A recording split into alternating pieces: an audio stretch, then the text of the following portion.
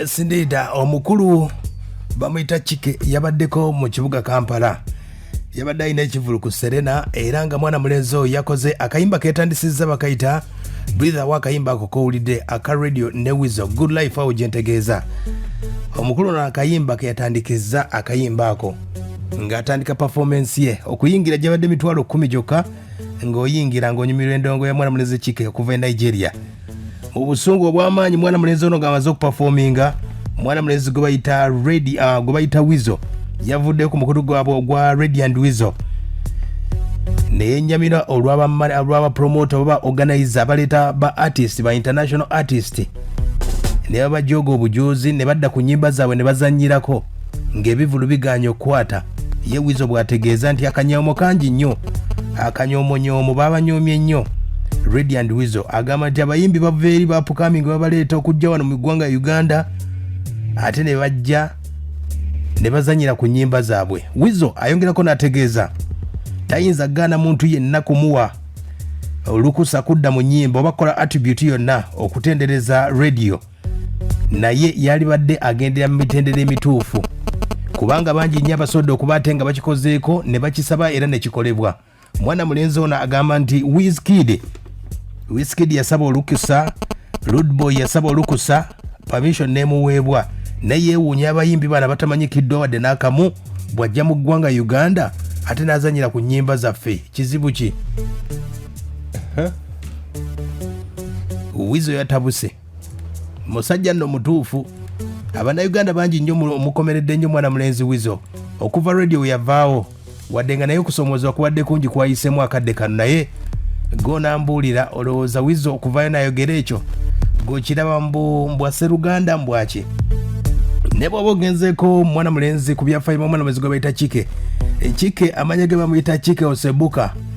Mwana mulenzi ono yaviira mu talent search oba gye bayita Project Fame West Africa era yajjanga namba 2 yasobola okuba ate ng'akwata ng'addamu ennyimba ez'enjawulo ez'abayimbi ab'enjawulo era bw'aba agenze oba olabyeko ku bivuluze performance ze ez'enjawulo zakoze mu mawanga ag'enjawulo naddala ensi gy'aba agenzeemu afuba nnyo okufuna omuyimbi gwasinga okwagala oluyimba n'alutandisa olw'embeera nti ebeera etaakinga audience gy'agenzeemu. Mwana mulenzi ono gwe bayita Chike kati wano mu ggwanga Uganda yaleese akayimba ka radio era yakayimbye bulungi nnyo. Weasel kwe kunyiigamu yatandise bw'ati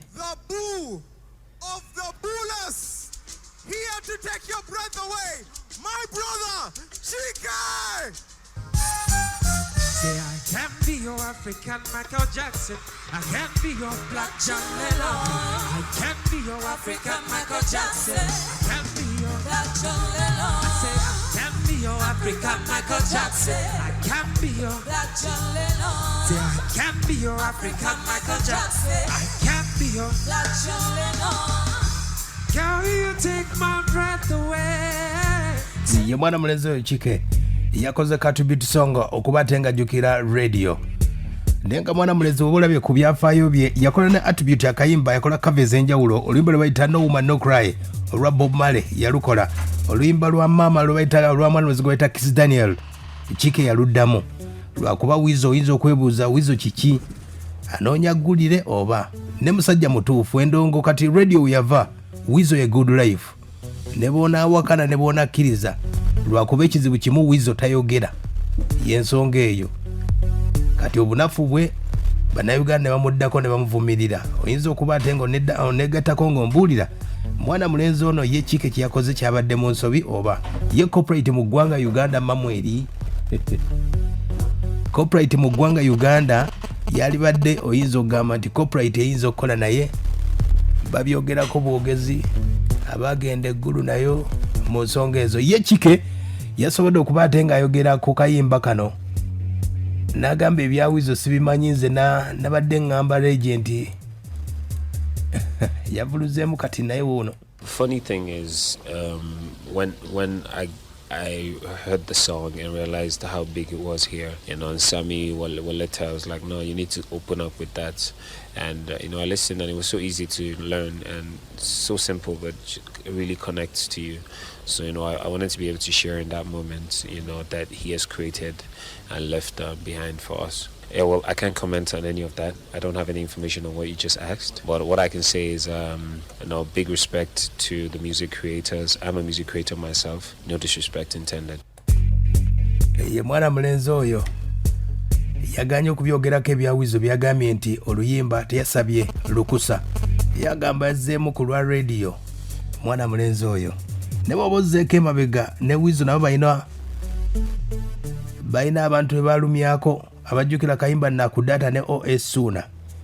Waliwo akayimba kabayita sivyo ndivyo abajjukira olutalo Weasel baddamu akayimba ako ne Kamiliyoni. Kale onambuulira akayimba ako mwana mulenzi ono. Chike unayongerako n'ategeeza ku nsonga ze. Yeebazizza nnyo bannayuganda okuba ate nga bayagadde nnyo Abanigeria. Uno. I'm happy that the Ugandan people are receptive to music, in generally, even when I check maybe the Ugandan playlist, the ones I can check, like maybe the Apple Music, I can see different artists, different music there, but from Uganda, other countries, I see it a lot. So, but I'm so happy about that. Roga, good guy, really, really good guy, and I'm happy that I'm able to perform in Uganda. Ye mukulu oyo ye Chike omukulu gwe bayita Weasel gwe yakambwalidde n'agamba nti abayimbi bajja batya wano mu ggwanga Uganda ne bavaayo okuba ate nga batyobola ennyimba zaffe nga wadde tebatuwayo wadde ka respect.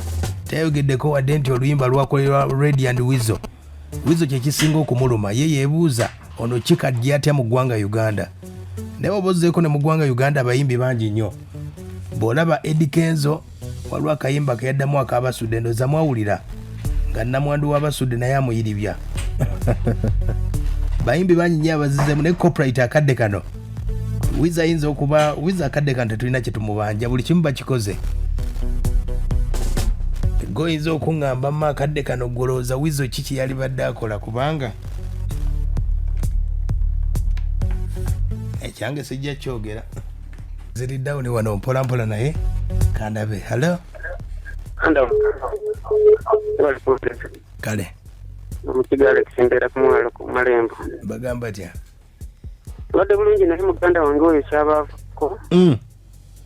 Era abanga omuntu azina ddala nga si Munnayuganda ate n'oluyimba nga lukoledde ku stage sikoyama nti aluzeemu n'alulikodinga. Ekintu ekyo kireka kubanga kyabadde ekitegerekese nti olaba ddala ekitiibwa omuwandiisi w'ennyimba ye gwakkiririza mu Uganda. Ekitegeeza n'abakaliyo kyanaatera bafuŋŋana. Kigale kisigamanyi. Weasel ayinza okulumba abakaliyoki nabo. MC Kikolokomba. Sebo. Ono byamuka wansi Uganda eddegeya. Mulamwa.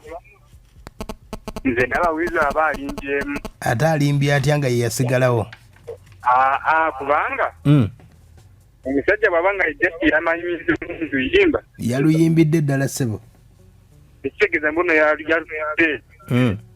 Kubanga ali erinnya lyo lyasigalayo gyeriri. Yandibadde nga aleegera omusajja naye n'ayimbamu kayimbyemu then oluyimba lwe kubanga lyaludde. Kale Sebo. Webale kuweereza. Kale. Mukulu Sebo. Ogerako ne paato w'ekiwalavu zisunga. Kati nze mbadde ngamba nti Weasel kiyakoze kituufu kubanga abagwira batajja batukanyira batya. Weasel alina obuvunaanyizibwa ku nnyimba za rediyo. Weasel abujjapa n'abagwira batukubirija batuveeko. Kale. Chike. Sebo. Webale kuweereza. Kale. Amanya ne tupozi. Ezo Chike nga zitewoleza mu kalungu. Kati ku mulamwa. Weasel yadde kyakoze si kikyamu. Naye mbere omusajja gyatageze mu studio. Naddamu oluyimba butereevu n'alikodinga. Kuba tutala egimu olina aba najja n'ayimba akayimba k'omuyimbi Pawulo Kasaafa. N'akayimbamu awo kuguli ku polo. Ekyo si kiri okubanga omusajja yakayimbemu ku stage. Okay. Amba Weasel anoonya mawulire oba? Weasel endonga agikubye tetulina kye tumubanja. Sebo. Ala. Agamba atya? Ndi abanike. Ono just bawani embalala. Okuddamu oluyimba ng'omuntu kitegeeza oba omwagala bwagazi oba tulina naye. Okay. radio yali w'amaanyi mu ggwanga buli omu akimanyi. Sebo.